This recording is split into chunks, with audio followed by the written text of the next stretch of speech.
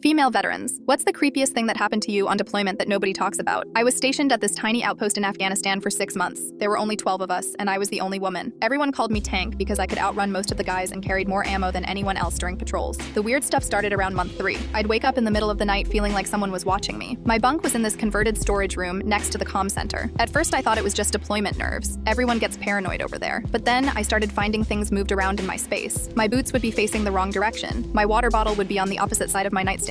Little stuff that could maybe be explained away, but it kept happening. The guys thought I was losing it when I mentioned it. Peter said I was probably just tired. Rodriguez laughed and said maybe we had ghosts. But Martinez, our communications guy, got this weird look on his face and changed the subject real quick. One night I pretended to be asleep and kept my eyes barely open. Around 2 in the morning, I heard my door creak. Martinez crept in with this tiny flashlight, moving so slowly it took him 10 minutes to cross my small room. He just stood there watching me sleep for maybe 20 minutes. I was too scared to move or say anything. This happened 3 more times that I caught him. But the worst part was what I found when I finally got brave enough to search his area while he was on duty. Hidden under his mattress were dozens of photos of me sleeping, pictures of me eating, pictures of me showering that he somehow took through a crack in the wall I never knew existed. Some of the photos had weird notes written on the back. Things like, day 47, she smiled at me today, and day 62, she looked so peaceful. There were detailed logs of everything I did, what I ate, what time I went to sleep, even when I had my period. The creepiest part was a notebook where he'd written this whole fantasy about us getting married after deployment and having kids. He'd named our imaginary children and everything. He even drew pictures of what our house would look like. I wanted to report him immediately, but Martinez controlled all our communications with base command. He could easily block my messages or make it look like I was having a breakdown. In a place that remote, he basically controlled whether anyone would believe me or help me. So I waited until our next supply drop and told the pilot everything. Turns out Martinez had been flagged for similar behavior at his last posting, but somehow it got buried in paperwork. The Army just moved him instead of dealing with it. They pulled him out on that same helicopter. But get this, 3 months after we got back stateside, I found him waiting by my car in the grocery store parking lot. He'd somehow tracked down where I lived and wanted to continue our relationship. I called the police, but they said since he didn't threaten me or touch me, they couldn't do much. Just told him to stay away. He kept showing up randomly for months, outside my apartment, at my job, even at my sister's wedding where he somehow knew I'd be. The military never really punished him either. They just transferred him again.